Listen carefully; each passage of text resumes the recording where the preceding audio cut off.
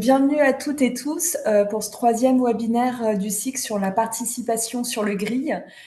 Comme son nom l'indique, donc ce cycle a pour objectif d'interroger les enjeux de la participation citoyenne et plus spécifiquement la participation des personnes habitant en quartier politique de la ville aux politiques qui les concernent. Et pourquoi sur le GRI Parce que on sait en tant que centre de ressources que la participation est un sujet sur lequel les professionnels se questionnent beaucoup et parce qu'on a décidé d'organiser ça sur le temps du midi. Voilà.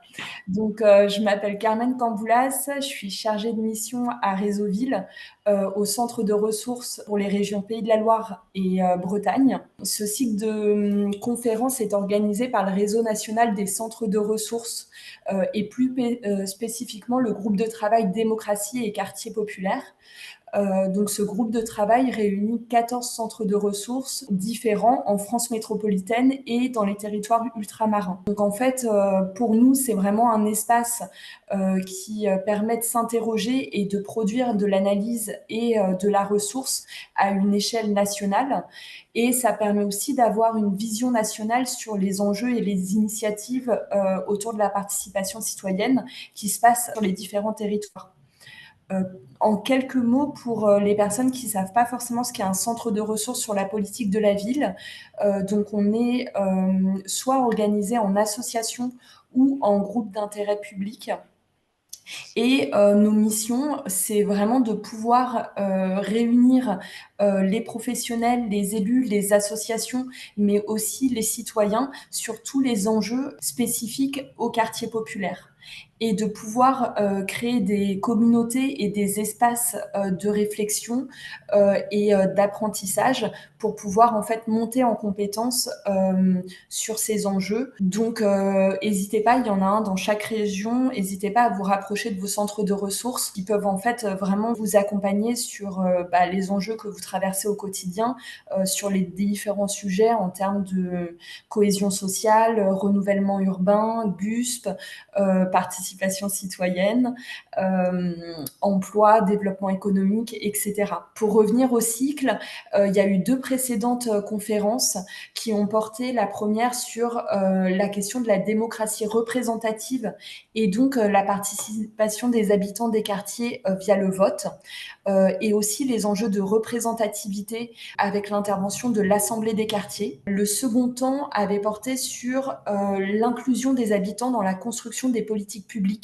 Et là, on avait dézoomé, donc on n'avait pas forcément parlé politique de la ville et contrat de ville, mais les initiatives exemplaires qui avaient témoigné avaient comme point commun les enjeux de précarité et d'inclusion et comment les personnes concernées contribuent à des propositions de loi, de politique publique, de recherche aux côtés d'élus, d'associations et de professionnels. Donc, je vous invite à retrouver sur le site du Réseau national des centres de ressources les vidéos. Il y aura un 4e webinaire où là, pour le coup, on reviendra sur l'ambition de démocratie portée par la politique de la ville en s'interrogeant collectivement sur, entre intention et concrétisation, quelle portée démocratique de la participation en politique de la ville. Et pour ce qui nous rassemble aujourd'hui, on a voulu en fait donner la parole à 3 initiatives inspirantes sur le fait qu'aujourd'hui, les consultations des habitants pour participer à l'écriture des nouveaux contrats de ville ont été mis en place dans beaucoup de territoires. Les contrats de ville sont signés.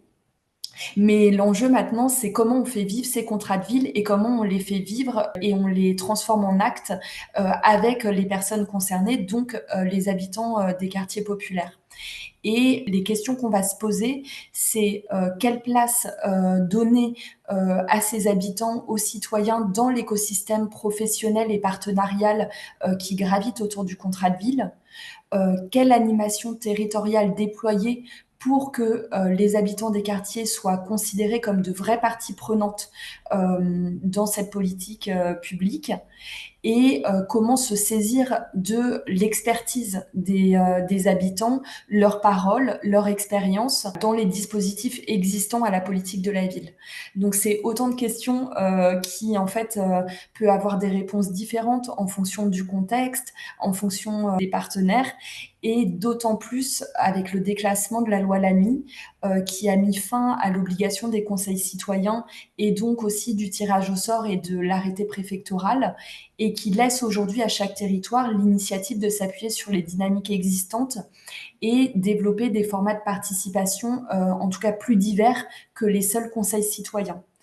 Donc aujourd'hui, on va entendre des témoignages de 3 quartiers populaires en France métropolitaine, avec 3 formes d'organisation et d'engagement citoyenne. On a essayé à chaque fois, pour chaque témoignage, que ça se passe à 2 voix, donc avec des citoyens engagés dans leur quartier et des professionnels qui y travaillent.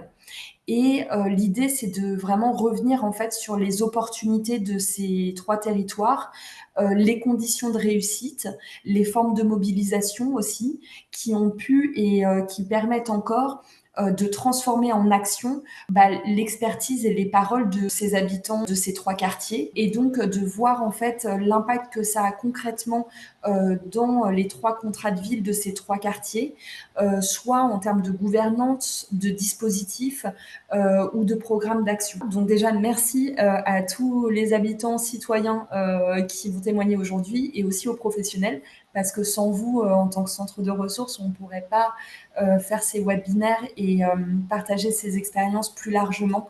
Et donc, on va inviter le conseil citoyen du quartier de la Gare Saint-Louis, dans le Haut-Rhin. Ensuite, le collectif de parents d'élèves de Chanteloup-les-Vignes, une commune dans les Yvelines, et son rôle au sein de la cité éducative. Et ensuite, le projet de budget participatif sur le quartier de Charelles à Aubagne.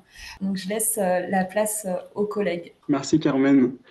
En effet, je propose d'enchaîner tout de suite avec la première expérience qu'on voulait vous proposer aujourd'hui. Et de ce fait, on accueille Céline Frauner, référente famille au Centre socioculturel de Saint-Louis et animatrice du Conseil citoyen, ainsi que plusieurs conseillers et conseillères, Régine, Brice, Leïla, Michel Sanso de l'association de la Petite Camargue est là. Donc bonjour et merci beaucoup d'avoir accepté de témoigner aujourd'hui, d'avoir Bonjour. accepté notre invitation. Et donc on voulait vous poser d'abord 3 questions. Est-ce que vous pouvez commencer par nous présenter le conseil citoyen du quartier de la Gare, comment il s'est formé, quels étaient ses objectifs, et puis comment il en est arrivé à ce qu'il est aujourd'hui, s'il vous plaît. Bah oui, mais donc bonjour, donc je vais commencer. Donc je suis animatrice du Conseil citoyen. Donc le Conseil citoyen a été mis en place depuis le 21 octobre 2015, donc suite à la loi Lamy, avec un appel à la candidature dans le quartier au cours d'une fête de quartier. Donc on a essayé de mobiliser un petit peu des habitants. Ensuite, il y a vraiment eu cette réunion publique avec un tirage au sort et constitution donc d'un collège d'habitants et d'un collège d'acteurs locaux. Donc, depuis octobre 2015, tous les mois, j'organise au sein du centre socioculturel une réunion à destination de ses habitants. Mais dans un premier temps, cette réunion, elle se faisait un peu hors du quartier, car on n'avait pas de local au sein même du quartier prioritaire. Donc, il y a vraiment eu ce temps de lancement dans un premier temps. Et je pense que là, les membres présents étaient là avec moi dès le début. Et la volonté des membres, c'était déjà un petit peu d'aller à la rencontre des partenaires, de connaître un peu les partenaires sur le territoire, d'une part pour comprendre un petit peu ce qu'ils faisaient, mais avant tout pour leur faire part de revendications qui étaient souvent qui étaient souvent mis mis sur la voie publique un petit peu par les habitants dans nos fêtes. Enfin, c'était vraiment les premiers contacts qu'on avait avec les habitants. Et puis, le souhait de ces habitants, lorsqu'ils ont été membres du Conseil citoyen, c'était déjà de nous faire part un peu des revendications qu'il y avait dans le quartier. Et donc, nos premières rencontres et nos premières démarches étaient vraiment d'aller vers les habitants pour les connaître et pour faire part un petit peu de leurs préoccupations. Donc, je vais tout de suite transmettre la parole à Régine qui était là présente dès le début. Dès le début du mandat, les membres du Conseil citoyen ont souhaité rencontrer les partenaires locaux pour leur faire part des préoccupations des habitants. Dans un second temps, ils ont invité ces partenaires à venir échanger avec eux afin de mieux comprendre leur mission et leurs modalités d'intervention dans le quartier. Cela a permis de tisser de véritables réseaux d'acteurs locaux et créer des ponts entre les institutions et les citoyens. Voilà. Et donc là, par rapport aux acteurs qu'on avait invités dans un premier temps, c'était vraiment par rapport à nos premières problématiques qui étaient la sécurité même au sein du quartier. Donc là, on a associé vraiment la police nationale, la police municipale. Ensuite, c'était tout ce qui était préoccupation par rapport aux jeunes, l'errance un peu des jeunes. Donc, on a essayé d'interpeller des services de prévention de la ville, les missions locales, connaître les acteurs qui gravitent un petit peu autour de la jeunesse pour essayer toujours de pouvoir orienter directement les habitants quand ils avaient une problématique. Voilà. Donc ça, c'était vraiment un peu nos premières démarches dans un premier temps. Et par la suite, comment Et s'est donc passé? par la suite, donc là, on a un petit peu creusé parce qu'au niveau du quartier, il fallait vraiment penser au réaménagement de l'espace urbain, du quartier. Donc là, on a invité pas mal d'acteurs et d'habitants et on a fait une marche déambulatoire. Donc là, je vous laisse, je vous présente Brice qui est là avec nous depuis le début, qui a assisté à cette marche. Donc je vous en prie, Brice. Et alors, en 2018, nous avons mené un diagnostic en marchant, une étape importante qui a permis de mieux cerner les besoins du quartier en allant directement à la rencontre des habitants. En 2019, les membres du Conseil citoyen ont été associés à un sondage mené au sein du quartier, renforçant leur implication dans la vie sociale. Oui. Les membres ont rédigé un questionnaire pour mieux comprendre les besoins et les attentes des habitants. Et nous avons fait de porte à porte, Voilà. dans le quartier pour sonder les habitants. Pour connaître leurs besoins, leurs attentes. Et leurs attentes. Mhm. Et la ville avait informé la population qu'une enquête allait être menée et réalisée dans le quartier durant une période définie. Pour garantir la transparence et la confiance, une authentification officielle des membres du Conseil citoyen a été mise en place. La mairie nous a ainsi remis une carte d'enquêteur avec notre photo afin que les habitants puissent nous identifier clairement lors du sondage. Donc, cette première rencontre, c'était aussi pour nous une opportunité encore plus d'aller à la rencontre directement des habitants au niveau de leur lieu de vie. Et ensuite, donc suite à ça, Régine était bien là aussi. On a créé pas mal de liens avec les habitants. Et puis, au fil des années, qu'est-ce qui s'est passé, Régine? Alors, au fil des années, le Conseil citoyen a adapté une démarche de proximité et d'écoute. Il est allé vers les habitants, notamment en organisant des tables rondes au pied des immeubles, permettant de recueillir directement la parole des résidents dans leur cadre de vie quotidien. Tant d'échanges autour d'une collation en présence des bailleurs et autres acteurs associés.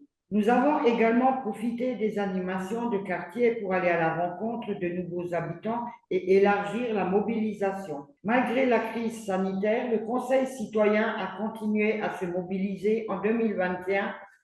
Il s'est réuni à 10 reprises, témoignant de l'engagement constant de ses membres. Le renouvellement du Conseil a eu lieu le 27 juillet 2021 avec une volonté affirmée de maintenir une diversité et une représentativité forte.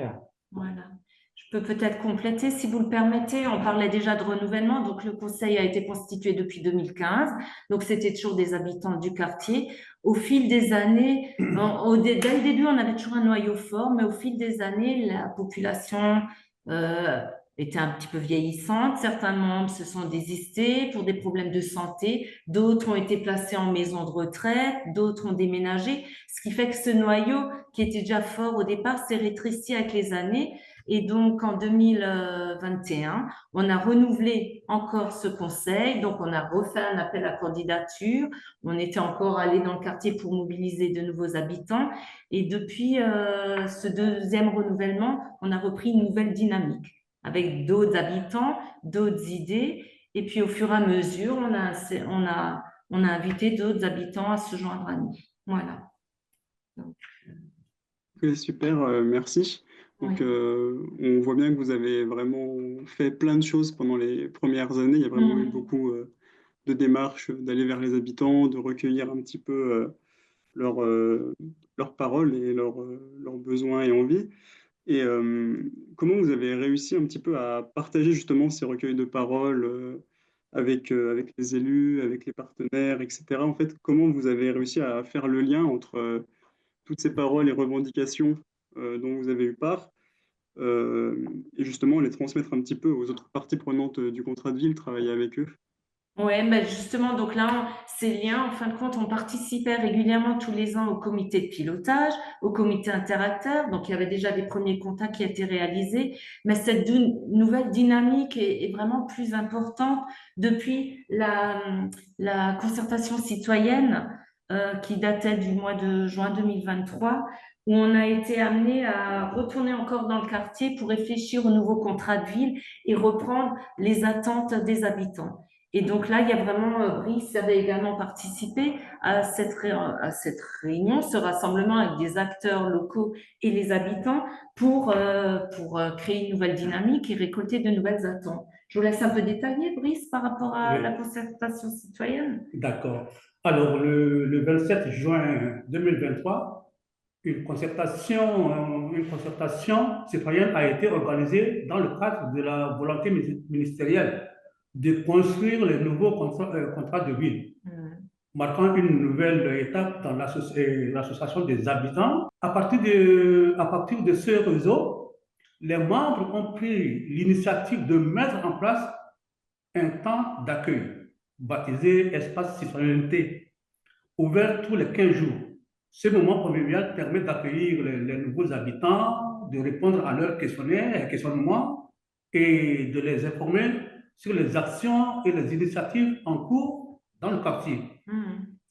Bon, depuis cette dernière concertation citoyenne menée il y a 2 ans, Mm. une nouvelle dynamique s'est mise en place dans le quartier. Elle a permis de renforcer les liens entre les habitants, les acteurs locaux et les élus. De nouveaux habitants ont participé aux réunions mensuelles. Les échanges sont devenus plus réguliers et constructifs, ce qui facilite la mise en œuvre des projets concrets et adaptés aux besoins du territoire. Et je me permettrai encore de rajouter vraiment ce qui a permis de mobiliser davantage les habitants, c'est qu'au cours de l'année 2019, en février 2019, nous avons eu la chance d'occuper un espace au sein même du quartier. Donc là, actuellement, on se trouve au sein de la maison de quartier et je crois que c'est vraiment indispensable pour mobiliser les habitants d'avoir vraiment un lieu repère fixe, quoi. Voilà.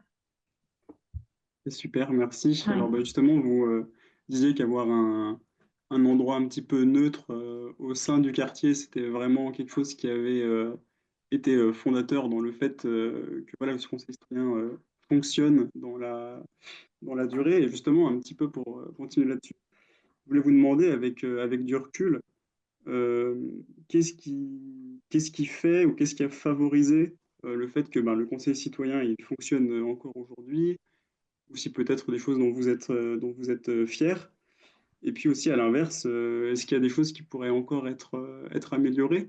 Peut-être un petit peu interroger les conditions de réussite et les limites à l'exercice du conseil citoyen. Mhm. Bah, Régine, je pense que là, elle pourrait nous parler un petit peu du renforcement de notre légitimité hein, en tant que conseil citoyen. Nous sommes directement impliqués dans les discussions en lien avec le quartier. Notre présence encourage une participation plus active. Notre présence aux différentes réunions, comités interacteurs, groupes de travail ou réunions de pilotage nous permet d'avoir plus de facilité à dialoguer avec les élus et autres représentants des collectivités. Cela crée un espace d'échange plus direct et accessible où nous sentons davantage écoutés et pris en compte. Nous jouons souvent un rôle relais entre les habitants et les différents services de la ville ou autres collectivités pour lever certaines incompréhensions ou blocages. Nous avons l'impression que nos avis comptent réellement. Bon, eh bien, nous avons un soutien des élus et des collectivités pour valoriser la dynamique citoyenne au sein du quartier.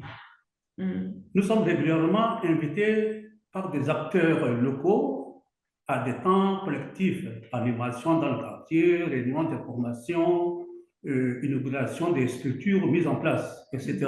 Le Conseil citoyen est porté par le CSC, les réunions espace citoyen tous les 15 jours ou des réunions mensuelles se déroulent au cœur même du quartier. Le Conseil citoyen est un relais d'information entre les habitants et les institutions. Les limites ne pas toujours être écoutées, les propositions peuvent rester sans suite, les difficultés à mobiliser en continu les habitants. Justement, dans un premier temps, les membres du Conseil citoyen étaient un petit peu impatients. Donc, parce que dès qu'on a instauré un peu le contrat de ville, on pensait que tout allait vite changer dans le quartier, les réaménagements, mais on sait bien que toutes les démarches administratives, les plans, ça demande du temps, des rencontres entre les différents partenaires.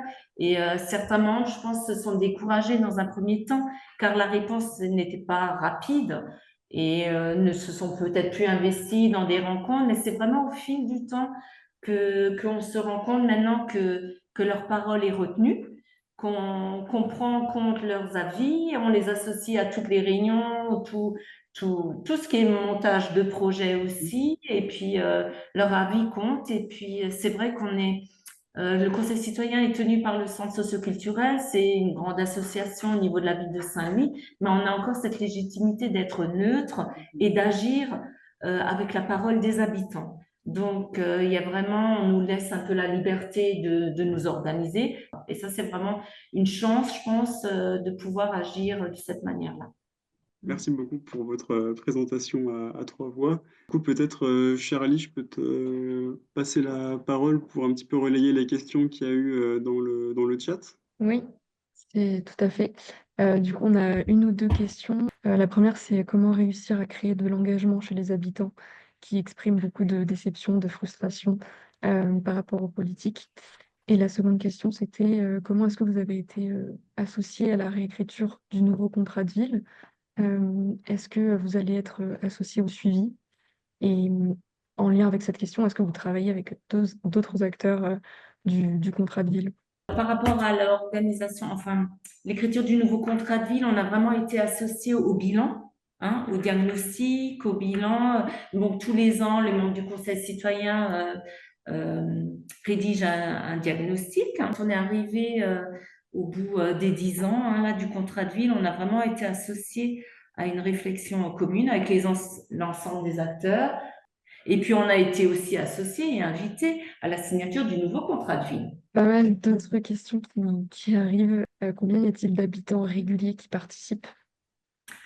Alors, donc on a un collège d'habitants de 20 habitants, hein, 10 titulaires, 10 suppléants, mais aux réunions mensuelles, on est toujours à une 12 ou 14 personnes. Et en fin de compte, c'est vrai que depuis la dernière concertation citoyenne en 2023, on invite régulièrement des habitants à participer au conseil citoyen.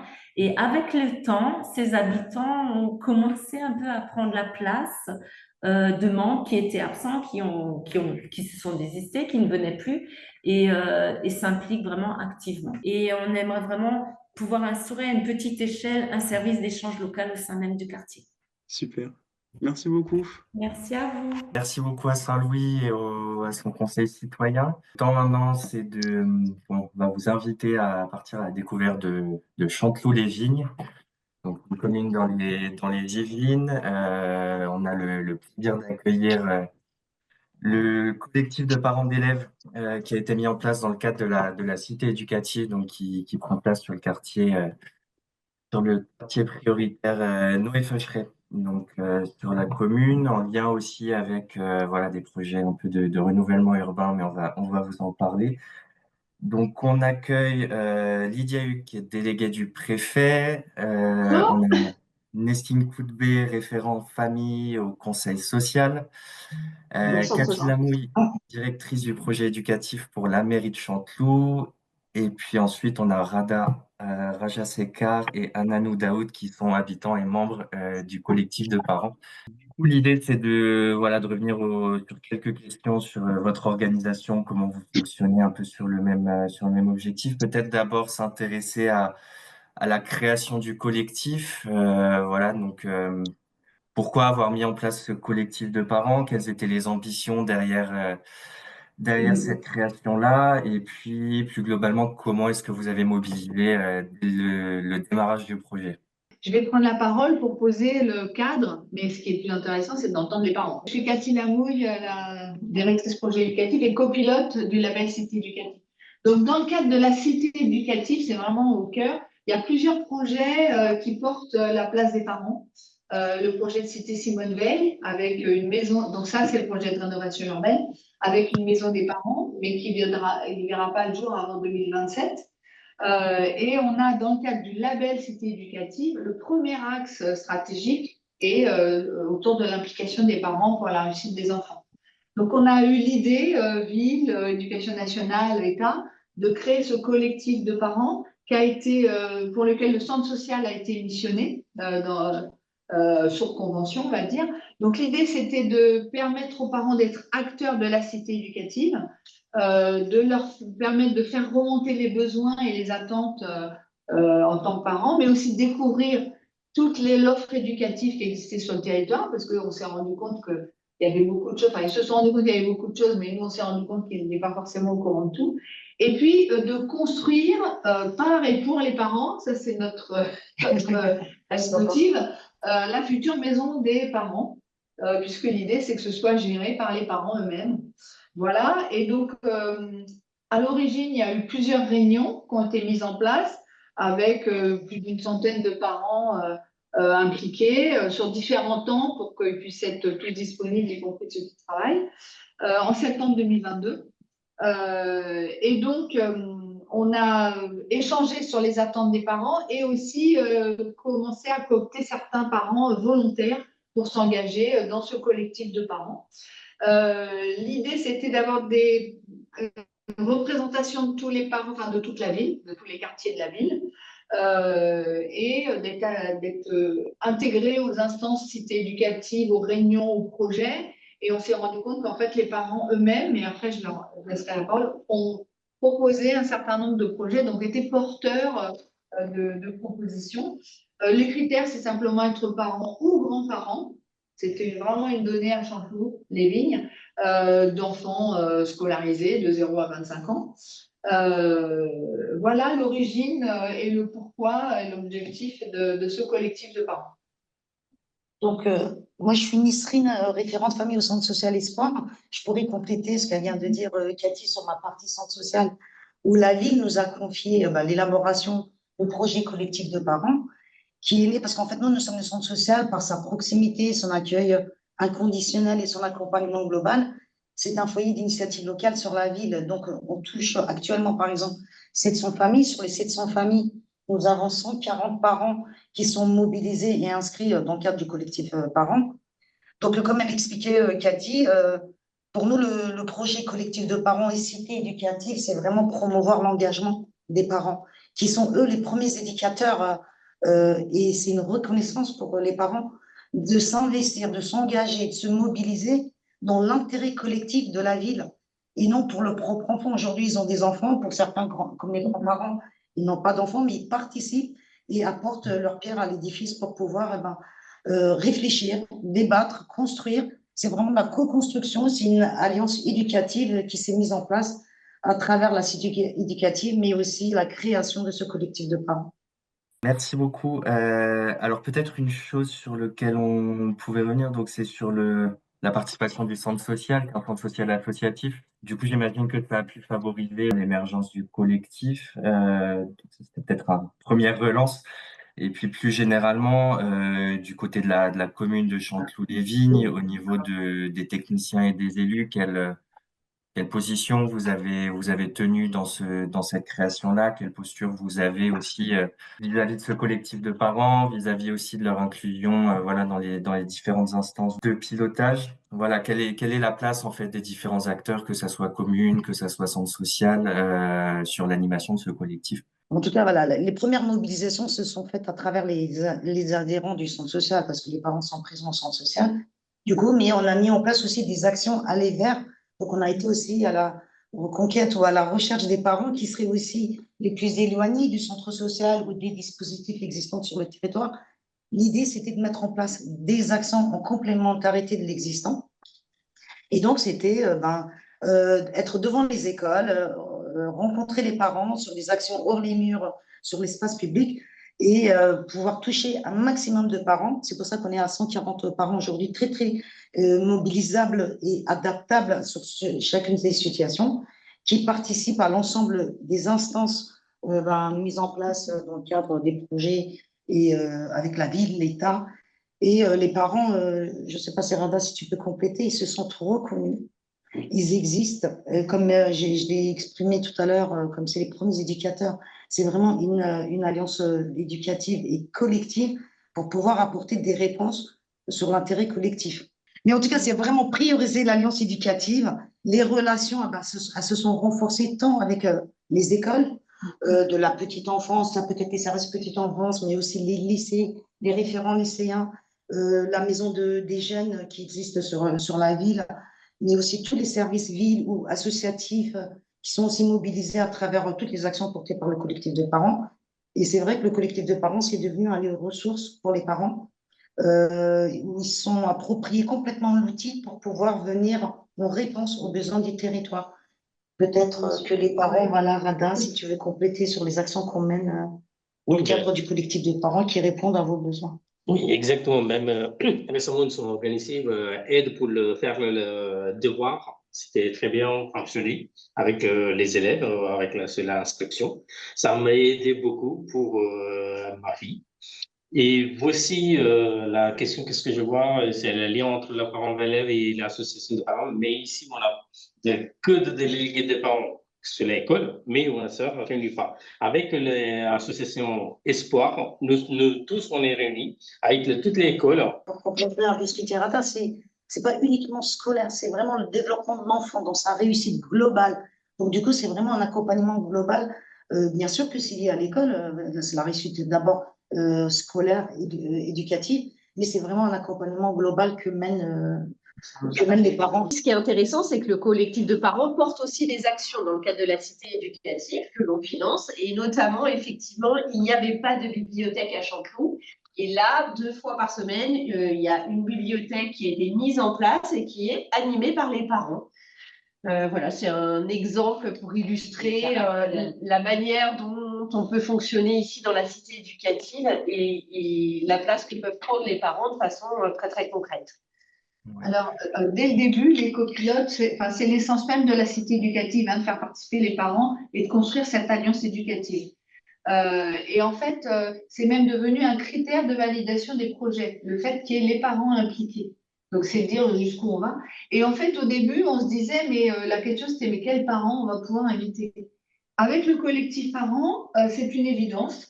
Ils ont des référents par thématique, ils ont fait remonter leurs besoins. Il y a vraiment une organisation qui se met en place par école et collège. Et ils se sentent légitimes à intervenir. Donc, ils participent aux réunions de la cité éducative, aux instances, même au comité de pilotage et à leur revue de projet. Sarah était là. C'était vraiment hyper bénéfique et les élus sont complètement impliqués. Enfin, ça ne se serait pas fait s'il n'y avait pas eu nos élus qui portaient cette volonté-là. Entre autres, la création du collectif, la mise à disposition de locaux municipaux, la mise en place de l'ABDU, de règles de vie en commun, de vraiment des tas de choses facilitatrices. Et on a en plus créé un appel à projet qu'on a appelé tous acteurs de l'éducation, dans lesquels les parents, et les enfants, les jeunes et les professionnels peuvent déposer des projets, mais les parents ont déposé 3 projets, justement, Chante livre, Jouons ensemble, des questions de parents, qui ont été à l'émergence aussi de ce projet de bibliothèque dans le cadre de la cité Champeau, qui est une étape intermédiaire avant notre cité Simone Veil, qui va être le gros projet de rénovation, le gros campus éducatif qui verra le jour en 2027. Donc tout le monde est impliqué, tout le monde croit à ce collectif et les parents eux-mêmes s'en faire à leur place. C'est ça aussi qui est nouveau, c'est vraiment, enfin nous, j'espère pas, mais enfin voilà, c'est une nouvelle façon de concevoir l'éducation avec la reconnaissance des compétences des uns et des autres. Très bien. Donc vraiment faire avec, faire pour et faire par les parents. C'est très bien. Merci beaucoup. Ça a été bien expliqué. Sur faites parfaitement lien du coup avec ma prochaine question. Donc il y a effectivement le projet de la construction d'une nouvelle cité scolaire avec la maison de la famille. Est-ce que dans quelle mesure le collectif de parents participe à ce projet en dur cette fois-là? Est-ce que jusqu'ici, il y a eu effectivement des réflexions donc sur les actions que vous menez dans le cadre de ce groupe? Est-ce que ça va plus loin? Dans quelle mesure est-ce que vous anticipez déjà cette nouvelle cité scolaire avec du coup le collectif des parents? Alors, c'est pas une cité scolaire, c'est une cité éducative. Parce qu'en fait, il y a école, accueil de loisirs en mutualisation, en locaux mutualisés et modulables, en continuité éducative. Et puis, il y a aussi le collège et des fonctions nouvelles comme la maison des parents, la médiathèque. Donc, vraiment un vrai projet médiathèque, espace numérique éducatif, enfin, voilà, des fonctions ouvertes aux parents et aux familles. Et ça a fait l'objet d'une grande concertation pendant 2 ans avec un cabinet extérieur en AMO indivisible. Et tout le plan des usages a été co-construit avec les habitants, les enseignants, les animateurs, les services de la ville, voilà, mais aussi les enfants et les jeunes.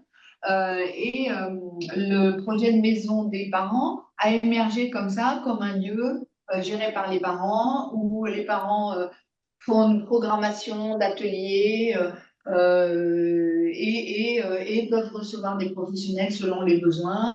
Il y a des temps d'animation avec les enfants, des temps d'animation avec les parents, complètement complémentaires avec le centre social.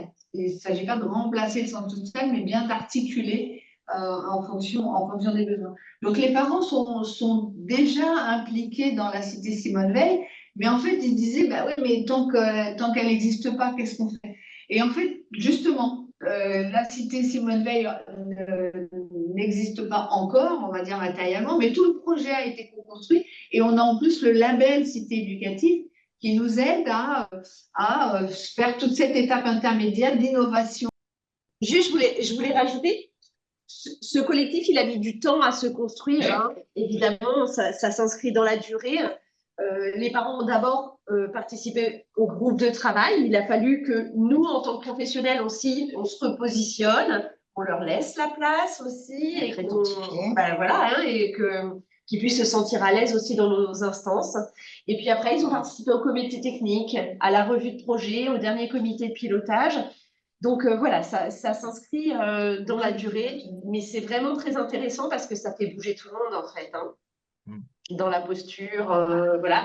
Les élus aussi, ils sont aux côtés des élus lors des comités de pilotage, du préfet délégué à l'égalité des chances. Donc vraiment, la démarche est très intéressante. Et c'est une force aussi, le collectif de parents, dans le cadre de toutes ces instances-là, qui vient nourrir les idées, les réflexions, les débats, la mise en place d'actions.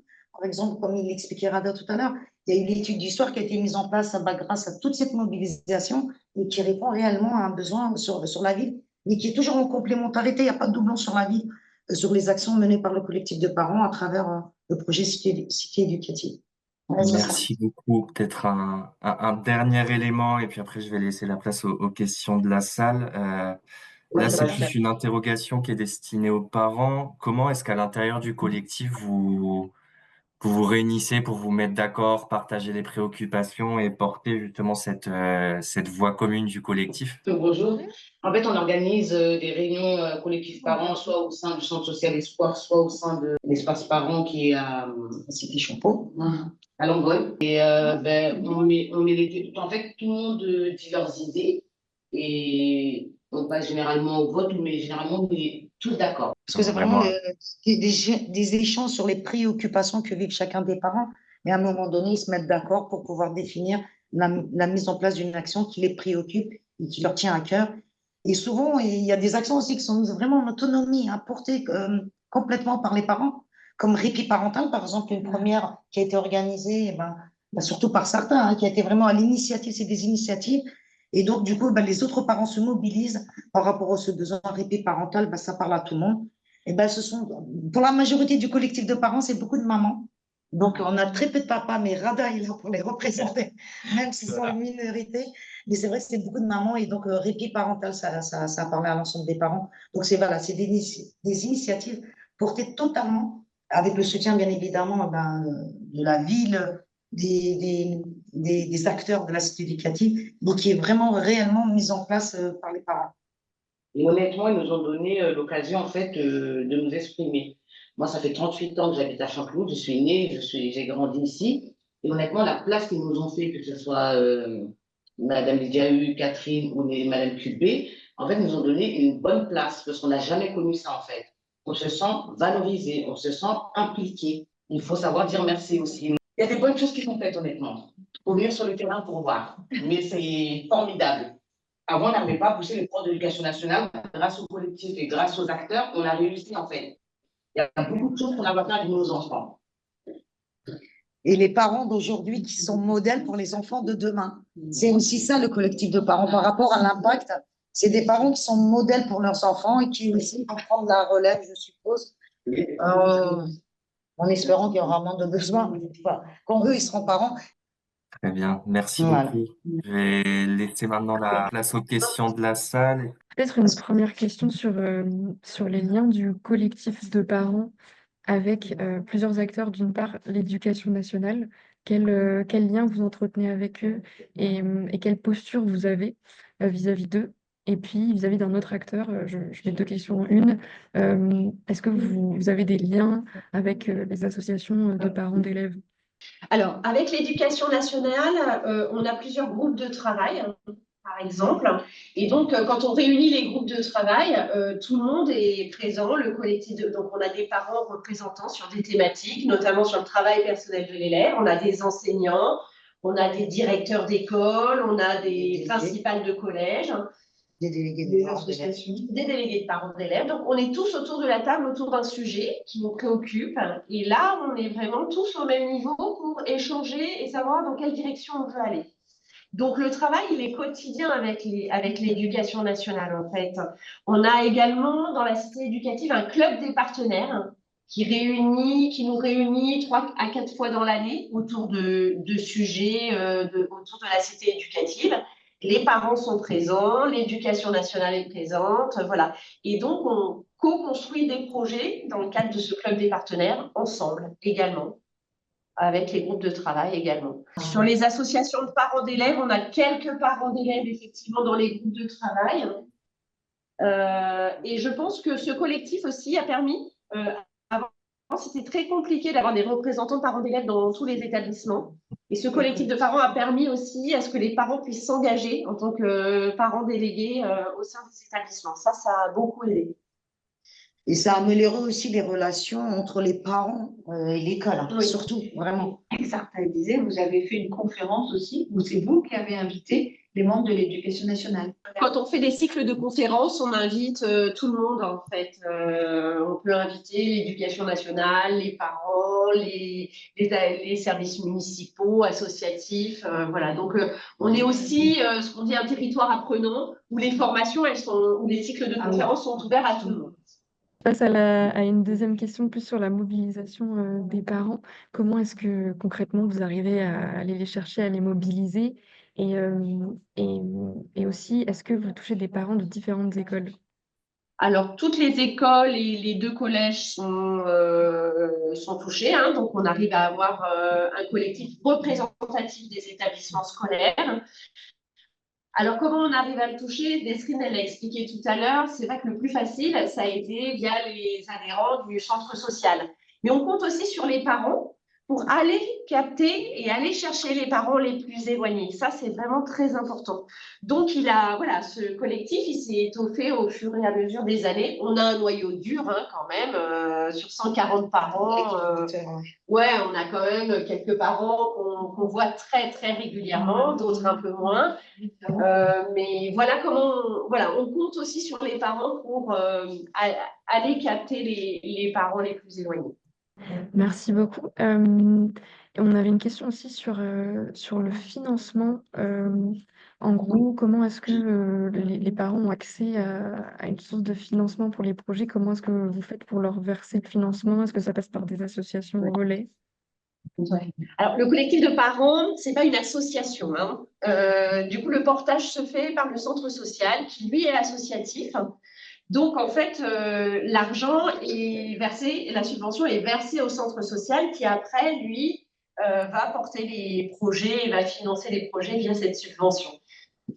Et dans le cadre de l'appel à projet tout secteur de l'éducation, les projets ont été déposés, validés par un jury, et après, toutes les dépenses sont directement payées par la ville, puisque c'est un appel à projet de la cité éducative. Voilà. Je crois qu'on va clore cette intervention et maintenant on va laisser la parole à Ludovic. Bon, bonjour à toutes, bonjour à tous. Alors, pour ce troisième témoignage, on a le plaisir d'accueillir plusieurs personnes. La présentation va se faire à plusieurs voix pour vous présenter un projet de budget participatif qui s'est déroulé à Aubagne, dans le quartier du Charel, et qui est soutenu par la métropole Aix-Marseille-Provence et co-construit avec les habitants, le conseil citoyen, l'équipe politique de la ville. Alors, on a le plaisir d'accueillir Flavie Dordain, tiers facilitatrice du budget participatif, l'association L'Annuée qui a accompagné ce projet. Sabrina Chiki et Léla Ferrati, habitantes et représentantes du Conseil citoyen. Bonjour à toutes les trois. Et je crois que dans la salle, nous avons également Pascal Mézoire, qui est adjoint au chef de service citoyenneté, référent politique de la ville pour la ville d'Aubagne, et Sophie Delage, responsable de la division Aubagne-Ciotat à la direction politique de la ville de la métropole Aix-Marseille-Provence. Merci pour votre témoignage aujourd'hui. Première question peut-être à Flavie Dordain. Est-ce que vous pouvez nous présenter ce projet de budget participatif pour que tout le monde soit à peu près au même niveau de compréhension? Oui, donc le budget participatif à Aubagne fait suite déjà à une expérience depuis 2019 de la métropole Aix-Marseille-Provence, où il s'agit en fait de mettre à disposition un budget, donc là à hauteur de 80 000 euros, euh, à disposition des habitants pour mettre en place en fait des projets concrets qui puissent améliorer la qualité de vie des habitants. Donc, dans ce dispositif, les habitants sont vraiment au cœur de toutes les étapes, de la formulation des besoins jusqu'à la mise en œuvre et puis l'évaluation ensuite des projets. Donc, le budget participatif de la métropole a une particularité comparée aux autres budgets participatifs qui peuvent exister, c'est que celui-ci est uniquement sur des crédits de fonctionnement et on ne touche pas du tout à tout ce qui est de l'investissement. Mais au-delà de l'aspect financier, en fait, c'est surtout une invitation à expérimenter une autre manière de travailler ensemble, de faire ensemble. Ça invite aussi les associations donc qui sont porteurs de projets de sortir de l'appel d'offres concurrentiel. Ça permet aussi de créer des espaces de rencontres et de coopération entre les habitants, les associations, les institutions et puis les bailleurs. Puis surtout de construire les projets à partir des besoins des habitants et surtout avec eux. Voilà, et donc tout ce process du budget participatif, ça amène aussi à revoir nos postures professionnelles et ça invite voilà, surtout les équipes politiques de la ville à être plus dans une posture de facilitateur, de faciliter l'émergence plutôt que de piloter des projets. Donc moi, donc facilitatrice, je suis rentrée dans l'aventure à la demande de l'équipe politique de la ville métropolitaine d'Aubagne. À savoir que déjà sur ce territoire, il y avait déjà une belle expérience de la coopération. Depuis plusieurs années, l'équipe, on retrouve dans le contrat de ville, a ouvert ses portes à des représentants du conseil citoyen du quartier. Et c'est vraiment donc une équipe projet constituée donc avec la déléguée du préfet, l'équipe politique de la ville métropole, de la ville d'Aubagne, le bailleur, une association aussi de prévention spécialisée, les élus aussi qui faisaient partie de l'aventure, qu'on a lancé ce budget participatif. Et moi, mon rôle là-dedans, c'était de faciliter, d'accompagner en fait sur la mise en place, sur la procédure et puis aussi de faciliter le dialogue, les échanges et la co-construction des projets. Alors, comme vous pouvez voir sur le schéma, en fait, il y a différentes patates. Et ces différentes patates sont toutes les étapes. Donc, on a, nous, démarré en septembre de 2024. Donc, je vous raconte là une expérience qui est encore toute fraîche pour nous. Première étape, de voir ensemble ce que c'était que le budget participatif au sein de l'équipe projet. Et il y a eu ensuite plusieurs mois consacrés à l'aller vers pour rencontrer les habitants, mais surtout d'être dans une posture d'écoute et d'offrir de l'écoute aux habitants pour entendre les émotions, comment ils se sentaient dans le quartier. Et à partir de là, de voir ben, quels étaient les besoins profonds de ces habitants. Donc, on s'est appuyé sur l'approche aussi de la communication non violente. Et donc, c'est une approche que, au sein de l'équipe projet, on a expérimenté, mis en pratique. Et à partir de là, en fait, on a créé des personas de toutes les générations, les enfants, les jeunes, les adultes et les seniors. Et ces personas, ensuite, on les a amenés dans des ateliers entre habitants. Donc, il y a eu 3 ateliers uniquement avec les habitants, des ateliers qui ont été facilités par des membres de l'équipe projet, donc de la ville en l'occurrence. Et on a donc pris le temps de voir quels étaient encore aussi les besoins des habitants pour aussi, quelque part, écrire comme un cahier des charges, en fait, de décider ensemble de quels étaient en fait les projets, les critères des projets qui étaient indispensables pour les habitants. Et c'est à partir de toute cette matière-là que l'équipe projet, donc notamment la ville, la métropole, la déléguée du préfet, entre autres, donc les institutions, sont allées vers des associations pour les inviter en fait en tant que ressources à venir participer à des ateliers appelés ateliers solutions. Et durant trois ateliers, toujours très courts de 2 heures, les habitants, les associations, les institutions, ensemble, ont cherché des solutions concrètes pour pouvoir répondre aux besoins des habitants. Donc, de là, sur Aubagne, il y a 10 projets qui ont émergé. Et sur ces 10 projets, donc, ils ont après été mis en vote dans l'espace public sur une semaine à différents moments. Pareil pour toucher différents publics, donc lors d'un loto, pour toucher les seniors, à la sortie du collège, à la sortie de l'école, et puis une journée entière, un samedi, dans le quartier pour faire voter. Et donc les habitants avaient décidé que le vote pouvait se faire à partir de 6 ans. Et de ce vote, où tout le monde était bien mobilisé, et ben, il y a 3 projets qui ont été retenus. Retenus parce que c'est le budget en fait prévisionnel de ces projets rentré dans cette enveloppe de 80 000 euros. Ensuite, toutes ces démarches administratives et puis bientôt la célébration au mois de juin, la fête de quartier pour faire connaître du coup à tous les habitants les projets du coup qui seront financés. Avant de laisser la parole aux habitants pour qu'ils puissent vous partager leur expérience, comment ça s'est passé pour eux.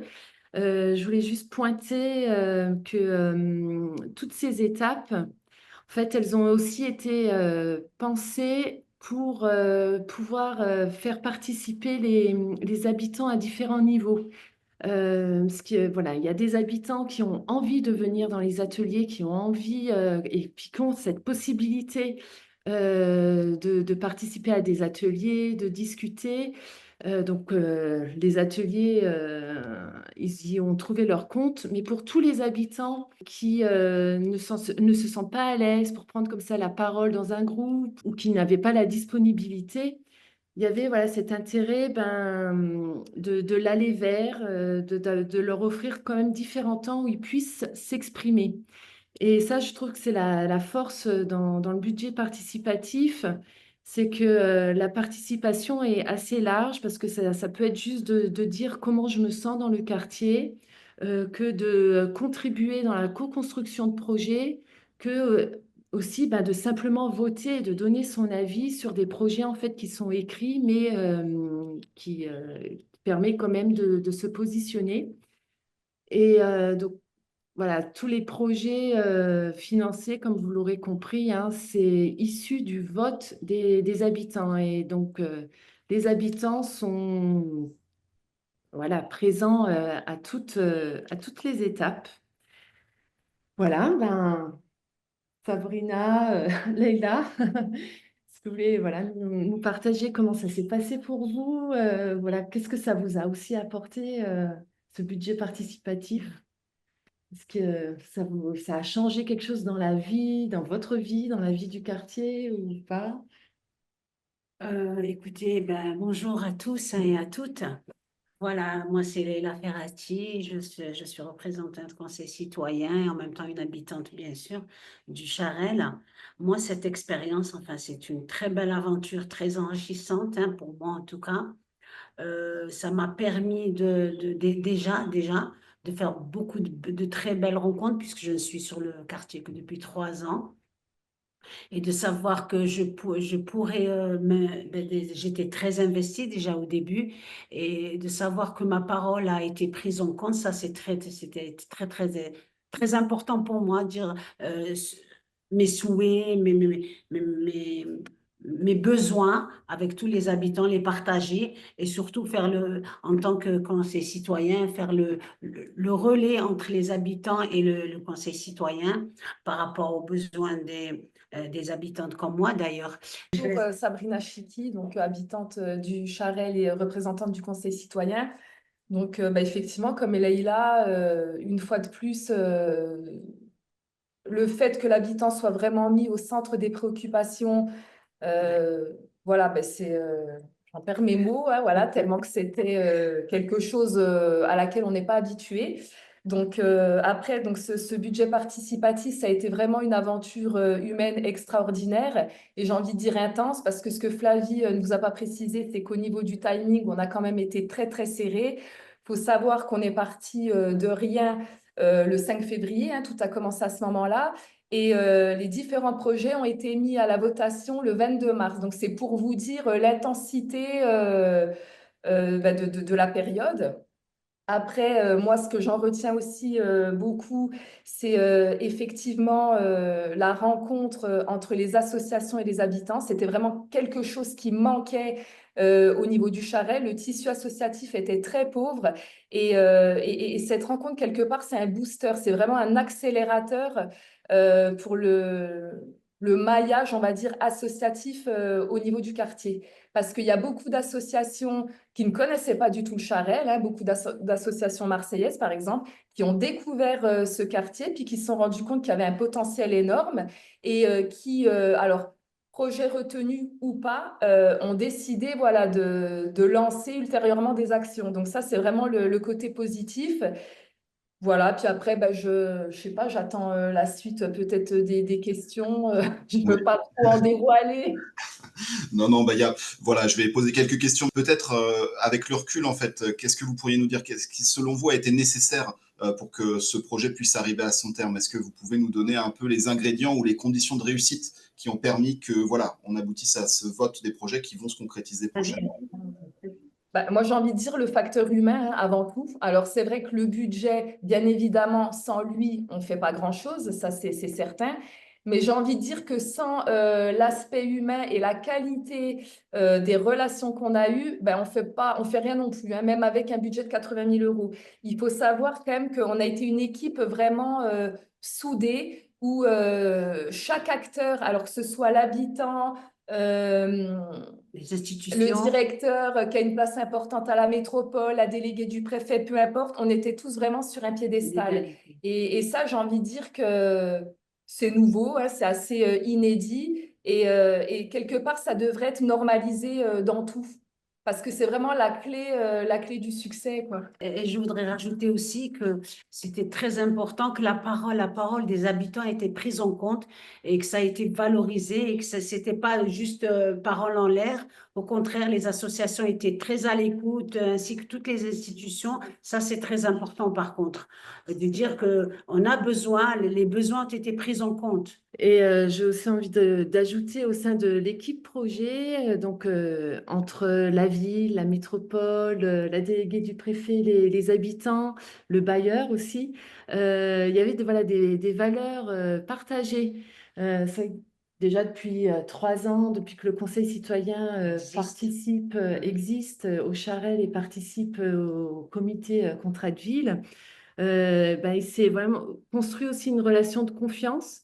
Et puis, il y a aussi de l'appétence dans ces personnes pour la coopération, une capacité aussi à l'humilité et à la capacité à écouter, quoi. Voilà, il y a ce petit ingrédient aussi vraiment de savoir-être chez les personnes qui composent cette équipe projet. Et Ouais. qui est indispensable, je pense, hein, vraiment pour accompagner ce genre de projet, hein. C'est-à-dire qu'aujourd'hui, nous, ce qu'on veut en tant qu'habitants, c'est certes des experts en technique, voilà, qui aient un savoir-faire technique, ça c'est évident, mais de la même importance, on veut aussi qu'ils aient ce savoir-être. Voilà, l'un ne va pas sans l'autre. Ouais. Et pardon, alors parce qu'on parle beaucoup, excusez-moi, des côtés positifs, etc., de l'équipe, c'est vrai. Et je tiens quand même aussi à mettre à l'honneur des valeurs finalement qu'on pensait perdues. C'est que moi aussi, ce budget participatif, et notamment sur le Charel, là, c'est vrai qu'il y a une forte démobilisation des habitants. Et dans une société finalement où l'individualisme prime, on a quand même retrouvé des valeurs qu'on pensait perdues, à savoir l'entraide, la solidarité. Moi, quelque chose vraiment qui m'a agréablement surprise, c'est de voir des seniors voter pour des projets qui finalement les concernaient Les très enfants. peu, voire pas du tout, Ouais. qui concernaient principalement la jeunesse. Ça veut dire qu'il y a de l'espoir, ça veut dire qu'il y a encore des choses à faire. Et je trouve que le budget participatif, il a été très révélateur aussi par rapport à ça. Ouais, c'est vrai que les 3 projets en fait qui vont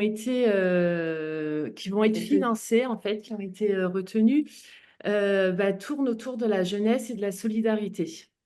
Voilà. Et donc le premier, c'est Viens, on s'aide. Donc c'est pour créer en fait de l'entraide entre notamment les jeunes et des personnes qui peuvent être isolées, qui peuvent en avoir besoin dans le quartier pour faire des courses. Et ce projet, il part en fait de ce que nous ont fait remonter les jeunes, donc des moins de 16 ans, de leur envie de pouvoir sortir, d'aller au cinéma. Et du coup, ce projet permet aux jeunes donc, de rendre service et en même temps d'avoir accès par exemple, à des bons d'achat, Places de cinéma. Et le deuxième projet, c'est tous dans la même équipe, donc avec une association qui s'appelle Sport dans la ville, pour créer des tournois. Donc, ça, on va dire, c'est la face visible de l'iceberg. C'est des tournois de sport sportifs avec les jeunes et des personnes en uniforme. Donc, la police, les pompiers, La gendarmerie, les chefs d'entreprise, Ouais. mais avec cette intention en fait de créer de la connexion, de faire connaissance et de pouvoir entrer en fait dans l'accès peut-être à de l'emploi, découvrir des métiers. Et le dernier projet aussi autour de la jeunesse, donc Place aux jeunes, Place aux jeunes. avec l'idée de créer un foyer pour les jeunes. Voilà. C'était aussi la demande des jeunes. Et voilà, comme vous disiez, c'est pas que les jeunes qui ont voté, voilà, même Ouais, tout à fait. les plus âgés. Et je sais pas, voilà, s'il y a Sophie et Pascal qui sont avec nous, si voilà, dire pour vous aussi, qu'est-ce que ça a changé peut-être dans vos pratiques professionnelles en tant qu'institution? Du coup, je prends la parole. Bonjour, c'est donc Sophie Delage. Moi, je travaille à la métropole, comme le précisait Ludovic, en préambule.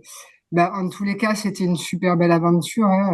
Moi, en tant que agent de la métropole à la politique de la ville, on a quand même vécu des moments très intenses et Sabrina le rappelait, dans des délais très contraints. Mais c'était une superbe aventure parce que je pense que le sens de la politique de la ville, il est vraiment là. C'est-à-dire que moi, j'imagine pas comment on peut faire de la politique de la ville sans les habitants et sans qu'ils soient au cœur de tout, en fait. Nous, on n'est pas là en tant que, on doit être là en tant que facilitateur et en tant que, à un moment donné, d'être à l'écoute. Flavie, tu le redisais, et je remercie aussi Flavie de nous avoir accompagnés, l'équipe projet, dans toute cette, on va dire, formation action, l'intelligence collective, hein, avec des allers-retours. Je pense que l'équipe projet, elle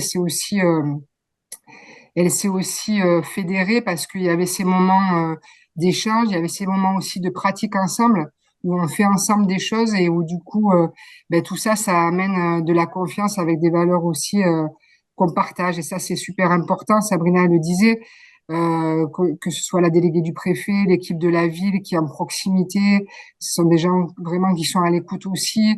Et du coup, voilà, le sens de pourquoi on travaille, pour qui on travaille, d'être là en fait vraiment à l'écoute et puis de faciliter les choses pour qu'elles puissent prendre corps au final, quoi, et qu'on ne projette pas la place des habitants, leur vie, mais qu'on soit là pour vraiment écouter et puis essayer de faciliter pour que les ingrédients puissent se mettre en place, que tout ça puisse se lier pour que des choses se passent. Et moi, j'ai des moments très forts de ce budget participatif. Je repense à un atelier avec les habitants et l'équipe projet, les habitants et les associations où à un moment donné, les représentants d'habitants sont intervenus pour dire oh là là, c'est pas ce qui a été dit au départ. On revient sur la parole des habitants, on revient sur ce qui a été dit. Faut pas lâcher le cap. Là, vous nous dites autre chose, c'est pas ce qu'on veut, quoi.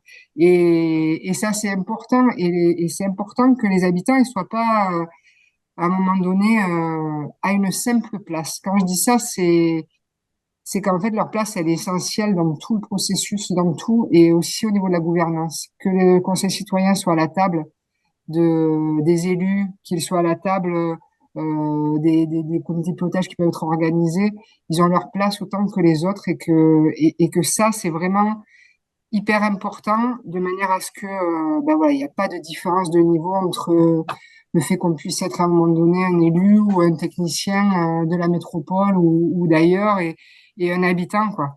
On est tous là pour essayer de faire au mieux avec les habitants, pour les habitants et en essayant d'être humble et en facilitant les choses. En tous les cas, moi je me suis régalée parce que je pense que le sens de la politique de la ville il est vraiment là.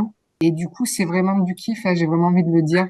Voilà, toutes ces rencontres qui permettent en fait de construire des choses qui correspondent à ce que les gens veulent en fait, tout simplement. Et après notre rôle et notre mission, c'est qu'on continue parce que ça c'était le début de l'aventure, c'est qu'on continue pour que ces projets ils vont voir les jours, ça c'est sûr, mais en tous les cas que les habitants, c'est pas parce que les projets sont votés maintenant et qu'ils vont passer au vote des élus de la métropole que après il y a plus rien qui se passe. C'est le début et cette co-construction elle doit continuer entre nous, elle doit continuer aussi avec d'autres. Et ce qui me fait plaisir, c'est de voir que même si il y a Sabrina et Leïla qui ont été là, mais du début jusqu'à la fin, avec une volonté énorme, à penser toujours au collectif, à toujours penser aux autres, à être là, à tenir le cap. Et vraiment, vraiment chapeau. Je le leur dis là, même si on est en visio, elles le savent, hein, mais vraiment chapeau. Et voilà, et ça donne aussi envie de continuer. C'est elles qui vont porter aussi le moment de célébration et les moments festifs du quartier, et puis bien d'autres choses. Et voilà, donc ben moi je trouve ça, enfin c'était vraiment une belle aventure qui va continuer. On va essayer de fédérer nos forces encore pour que ça puisse continuer dans le bon sens pour les gens, quoi. Voilà. Merci. Merci beaucoup pour ce témoignage, ces retours enthousiasmants. Question sur la question de la stratégie. Quelles stratégies ont été mises en place pour élargir la participation des publics éloignés des démarches institutionnelles? Est-ce que vous avez mis en place certaines stratégies? Comment vous avez mobilisé? Est-ce que vous avez constaté une transformation des rapports entre habitants et pouvoir public à l'issue du processus?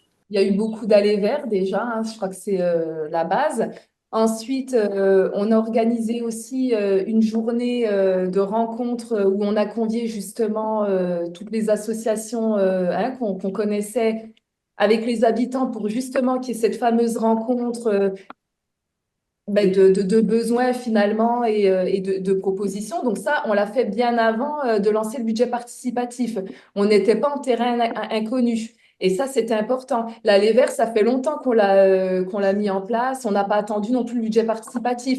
Donc, il y avait déjà, on va dire, ce sentiment quand même de confiance. Et surtout, on nous connaissait. Les associations étaient connues, les institutionnels étaient connus. Je veux dire, ils ne sont pas arrivés comme ça du jour au lendemain. Bim, budget participatif, bonjour, on se présente. Non, voilà. Et je pense que c'est ce qui a aussi beaucoup aidé finalement à ce que les gens aient confiance et souhaitent s'impliquer.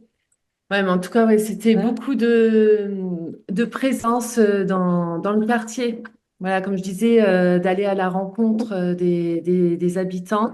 Et puis que chaque rencontre, en fait, il y ait une trace. C'est aussi comme ça après qu'on a construit les personas. C'est voilà de ne pas laisser tomber voilà une discussion qu'on a eue avec un habitant. Alors c'était aussi une manière de les impliquer, même si après ils venaient pas participer aux ateliers, mais la parole en fait elle était gardée et elle a été prise en compte après dans le travail dans les ateliers. Donc c'était voilà une stratégie d'être en fait ouvert, de pouvoir même inclure dans les réflexions les personnes qui n'étaient pas présentes, les habitants qui ne sont pas présents.